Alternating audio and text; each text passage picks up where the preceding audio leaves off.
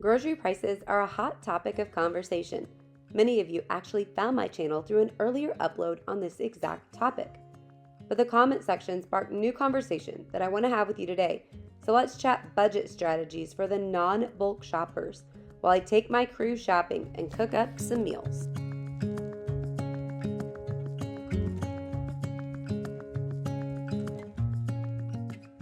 Based on the comment section of the last upload, it was really clear that we all need help saving money on groceries in today's economy. As I was sharing my grocery strategies, many of you commented that you would love to buy in bulk as well, but you simply did not have the space to do so. Today I want to share my top 3 tips on how I saved big even before I went bulk, and some strategies that might help you out along your way today.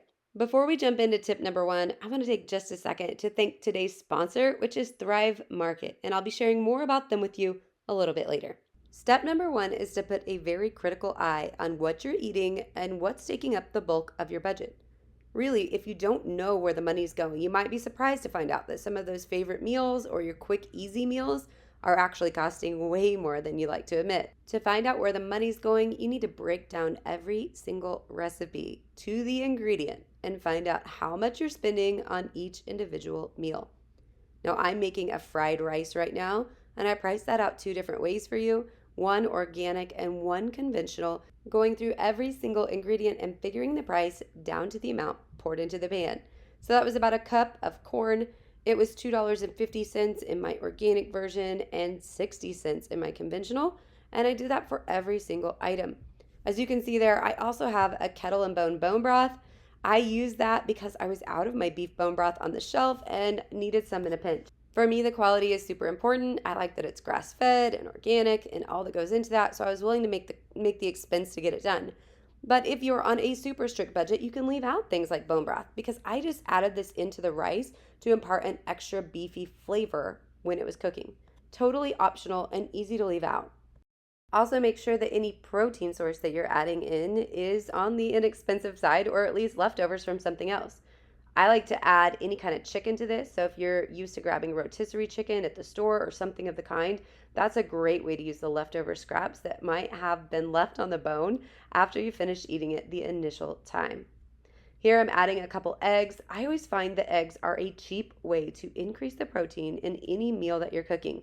Of course, we have a flock of chickens in our backyard, although we've run into some recent tragedies that are dwindling those numbers. But currently we are still flush with eggs, and it is a great time of the year to add eggs into recipes, not only to use them up, but also to increase the protein while keeping the cost low. When adding in the cost of all of the ingredients, my organic version came out to $16.59 or $1.66 per serving. 6 of us had this for lunch on this specific day, and then 4 more servings went out for lunch the following day. My kids absolutely love the flavor of brisket in their rice, so this is one that gets requested time and time again, and I'm sure we'll be having it again soon. So total is $16.59 for the organic, or you could do it conventional for $11.46, which would be $1.15 per serving. As I mentioned before, if you left out that bone broth, that cuts the price drastically. It would go down to 83 cents for the conventional or $1.19 per serving for the organic version. Just an added reminder here also to make sure you're eating seasonally. You can often find great deals on vegetables just like we're using here in our fried rice if you don't have a garden growing at home. Tip number 2 was a hard one for me to get used to, but it's shop less. Specifically, if you're taking a crew full of kids with you, oh my goodness, or even my husband who's pretty guilty of adding extra things to the cart all the time as well. If you do go to the store and go inside, make sure to take a grocery list with you and get everything that you're going to need for a couple weeks worth of groceries if you can. That will prevent you from just impulse buy after impulse buy and save you a lot of time and gas as well. My preferred way of shopping is to avoid the stores altogether, order it online, and have it delivered to my door, which brings me to today's sponsor, which is Thrive Market. So what exactly is Thrive Market? Well, it's an online membership-based grocery store on a mission to make living healthy easy and affordable for everyone. I was actually amazed to find out that even the place where I usually buy bulk sales was more expensive on these chips. than I could get them for at Thrive Market, even when I bought in bulk. So this is a huge money saver and one of the amazing reasons that I wanted to pass this on to you. But my favorite part, Thrive bans over 1,000 of the nasty ingredients that I try to avoid in my house every single day. You won't find GMOs, you won't find artificial flavors or artificial preservatives in anything that Thrive sells, among a multitude of other ingredients that they don't allow in any of their products. I want to show you a little bit about what we grabbed this time.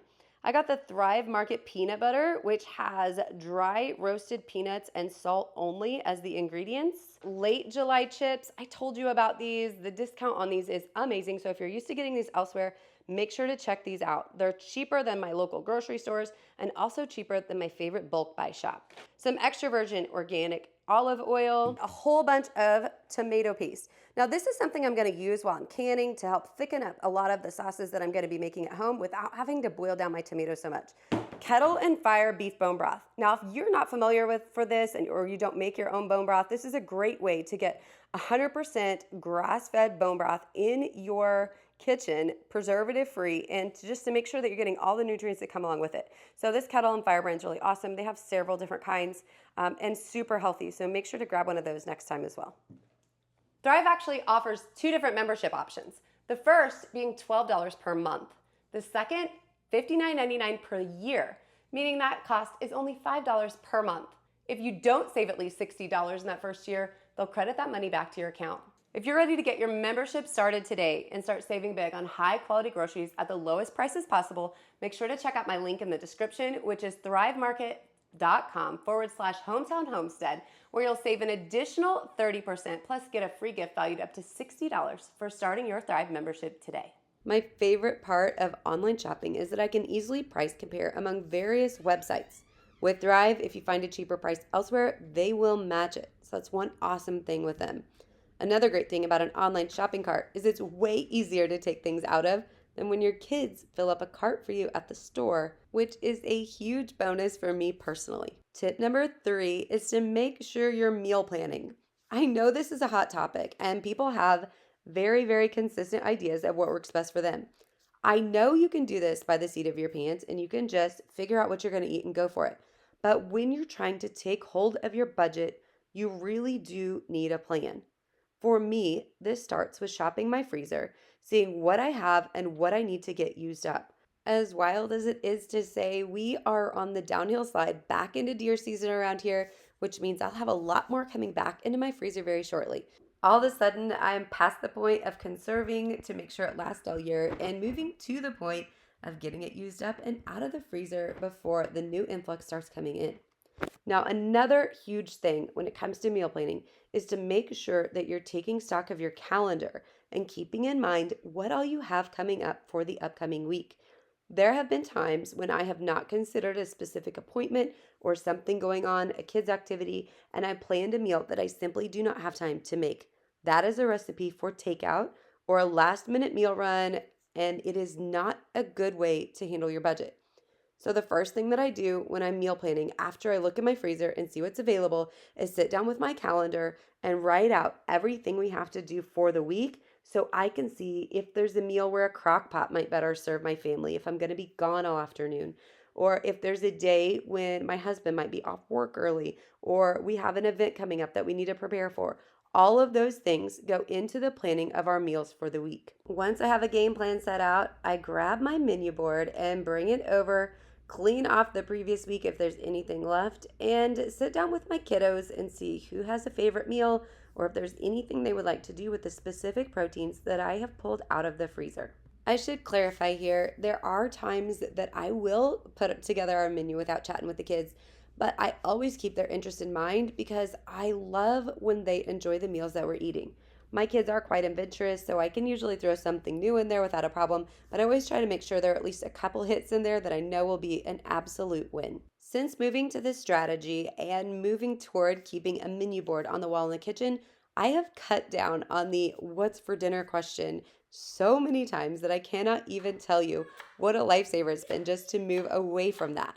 My kiddos that are old enough to read can see what's planning and what's coming up. They can also see any events that we have on the calendar because I always make sure to write them in. There's also space for a grocery list. So if somebody else has a request, they can write it down.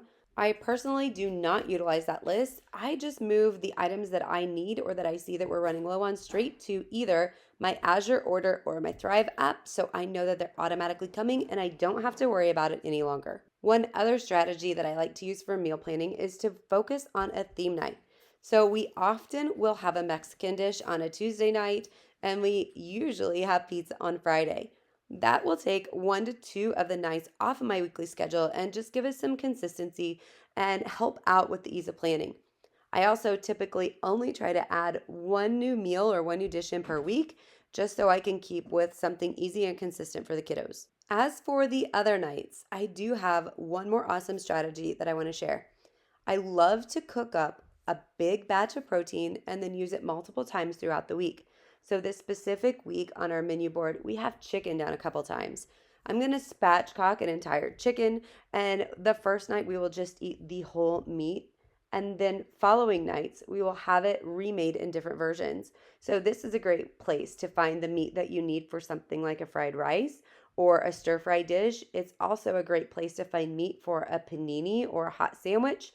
So there are a lot of ways to use up those leftovers that are not simply reheating what you had yesterday. I think that is the biggest key to getting kids interested in eating leftovers is to make sure that they don't look at it and know that it is the exact same dish they had the day before. If you are interested in seeing exactly how I put this portion of my meal planning strategy into play, make sure to hit the subscribe button and come back because in a couple weeks I have an awesome upload coming on exactly how I remake some beef multiple different ways and put it out on the table in ways that everyone will enjoy and nobody will know that we're using leftovers. This has been a key strategy for us, not only in budget management, but also in time management. Those larger chunks of meat usually come in way less expensive than getting a smaller cut of meat and working with it. So, this is one that we will implement for many, many years going forward as our family continues to grow. I want to take just a second here to catch you up on what I was cooking this specific day. This is that deer tenderloin that you saw me pulling out of our freezer from last fall's harvest. I am cooking up 2 of them because my kiddos just absolutely love this stuff. So I'm leaving them whole. I did pull off the silver skin on the back, salt and pepper on both sides, a little bit of onion powder and some garlic powder, and that's it. I have my 15-inch cast iron pan screaming hot. I'm searing them on all sides before throwing in the oven to finish off. The key to deer is to make sure that you do not overcook it. So, from what I've read, anywhere from 130 to 135 is as high as you want to go if you're looking for a really tender, medium rare, which was definitely our goal. My guys do not like it any more well done than that. So, I used my wireless meat thermometers to make sure that I knew the instant to pull it out. I always like to put one in the larger piece and one in the smaller so I know when the first one's done and when the last one's ready to pull out as well. I also have in the oven, as you saw, some vegetables. Now, this is just me pulling out whatever I have available at the time. If I had broccoli and cauliflower, those would have gone on the trays as well. Really not specific when it comes to that. I just like to chop them up, throw them in the oven, toss them with some olive or avocado oil or even bacon grease, just depending on whatever you have. That's a really cost-effective oil or cooking fat that you can use that people often overlook in this day and age. It used to be the staple, and personally, I think people used to be a little bit healthier than they are today, regardless of what we're told in the normal kind of traditional views of what's considered healthy in 2024. As for those vegetables, I like to throw them in around 450, get them raging hot, crisp them up. We actually prefer if they're a little bit burned, some might say, especially broccoli and cauliflower. My kids love that. They go for those black crunchy pieces first. So don't be afraid to cook them past the point that you might think is time to pull them out. When we go elsewhere and my kids get roasted vegetables that are a little bit on the soggy side or it's just a little bit disappointed. Now, as soon as the meat is done, it's really important to get it out of the pan and onto a cutting board. This allows it to cool a lot faster than if it was still in that same vessel that was in the oven under those high temperatures. What's left in the pan is really, really fabulous. It makes the base for a great gravy if that's what you want. For us personally, I like to go with a pan sauce. The major difference there is that it's a lot less thick. It leaves out the flour or the gluten type agent to thicken. And I'm just starting off with some butter, using it to scrape up everything that's left in the bottom of the pan after cooking, and then adding some milk. salt and pepper if needed, just depending on what all spices you put on your meat, before searing it off originally. It made an absolutely delicious sauce that we topped the meat and the potatoes, carrots, and onions with as well. If you have any extra grocery tips that you would like to share, please do so below. I find the comments are a valuable resource. And if you want to claim your 30% off plus free gift, make sure to check out thrivemarket.com/hometown homestead so you can get your order set up today.